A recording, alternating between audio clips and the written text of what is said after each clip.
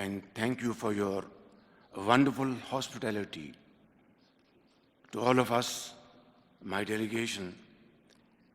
And I must say, Mr. President Shafkat, under your leadership, SCO has gained a lot of importance, and you have done a remarkable job to promote the cause of SCO, which is like a family. And I would like to congratulate my brother, President Ibrahim Raisi, because Iran is about to attain full membership of SCO. Excellencies, I would develop on a very important point before I really go on to the text of my speech. As you all know, Pakistan is a neighborly country of Afghanistan. And peace in Afghanistan would ensure peace in Pakistan. In other words, what is good for Afghanistan is good for Pakistan, and vice versa. And other countries in the region will live in peace and progress and share development if we collectively decide to have real and long-term peace in the region. For that, we will have to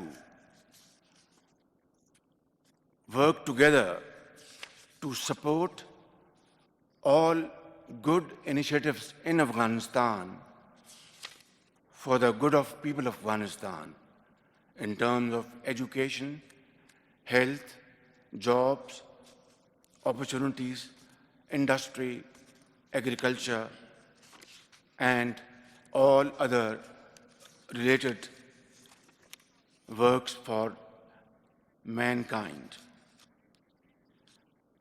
Therefore, it will be a big mistake if we ignore Afghanistan this time around. We hear all types of observations, opinions, but it is my considered opinion, my country's considered opinion, that strengthening Afghanistan in the security and counter-terrorism domain should run parallel to SCO's support to the Afghan people in the socio-economic arenas. Apart from enhanced humanitarian assistance, the international community must support efforts to build a sustainable Afghan economy. Unfreezing of Afghanistan's financial assets remains a crucial need in this regard. For their part, the Afghan authorities would do well to build a future based on inclusiveness and respect for human rights for all citizens and all categories of society, especially women and minorities, including effective steps against terrorism. Brother President,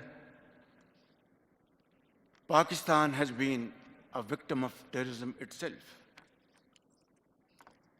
I don't have to go into its history, but suffice it to say that we have paid huge sacrifices to defeat the monster of terrorism. Thousands and thousands of Pakistanis were martyred, brothers, sisters, mothers, soldiers, doctors, engineers. Even today, if you see somebody limping on the roads of Pakistan, he might as well have been a victim of terrorism. So there cannot be a bigger manifestation of our commitment, our dedication to fight this menace collectively. And I would certainly urge honorable members of SCO to join hand together and fight this menace of extremism, separatism, and terrorism, and wipe it out from the face of the earth. Excellencies, I am coming from Pakistan, where floods have devastated ordinary life over there. Millions of people have been displaced. 1,400 people have been killed, including 400 children. And million houses have been partially or completely damaged. I've been in public life for the last 40 years. I have never seen with my eyes this kind of terrible devastation. It is catastrophic, of proportions unknown to the people of Pakistan, and of course, by extension, to the entire world.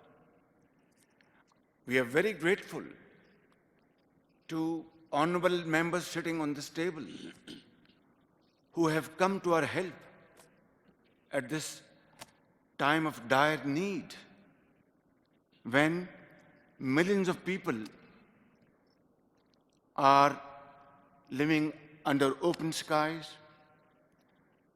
stagnant water is giving rise to waterborne diseases, children getting malaria and diarrhea, temperature, all kinds of diseases have hit millions of Pakistanis in those marooned areas. Great faces sitting on this table, which I know personally, have been extremely kind to the people of Pakistan generally, and to the affected people especially, for extending their support, valuable support, at this time of need. But the question at issue is that while I count the damages inflicted upon us, like standing crops over hundreds and thousands of acres, all washed away. Livestock, 1 million livestock, all gone. And I'm not going to pitch any figure for the purpose of letting you know what is the quantum of economic loss, but it definitely runs into billions of dollars as I speak.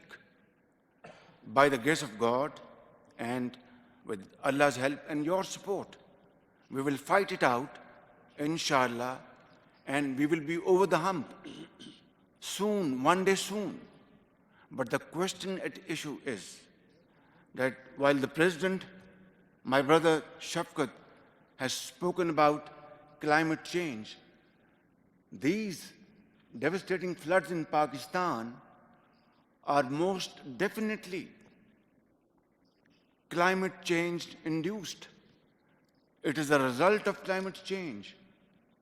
Cloud outbursts, unprecedented rains, combined with hill torrents coming down, all this put together made Pakistan look like sea of water in all the four corners of Pakistan.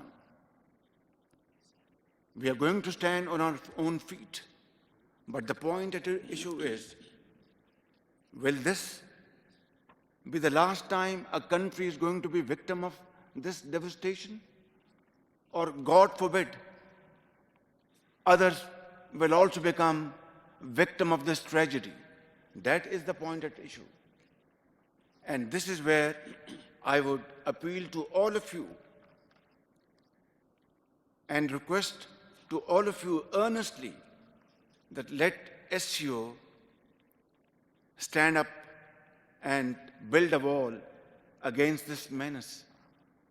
But that can be done only through a well thought out plan, a plan which is sustainable through structures and through programs over a span of time.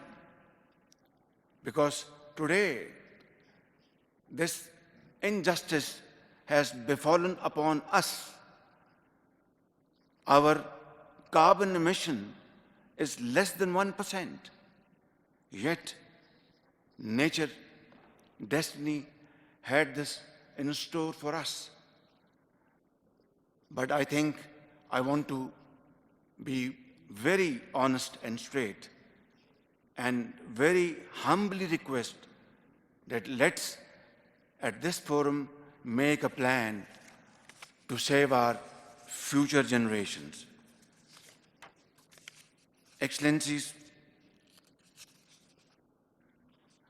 I would also like to welcome the new dialogue partners of SCO, namely Saudi Arabia, Turkey, Egypt, Qatar, Bahrain, Maldives, UAE, and Myanmar.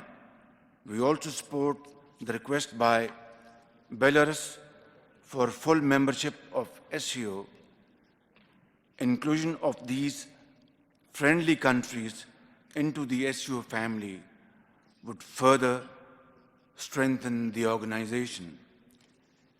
Let me conclude by reaffirming Pakistan's strong and unwavering commitment in advancing the objectives of the SCO.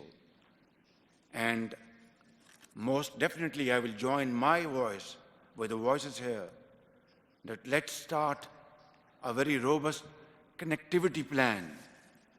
And of course, when we move towards connectivity of Central Asian countries with neighboring countries, full transit rights would automatically accrue. There is no discussion about it, of course. And it will be a win-win outcome for all the member states.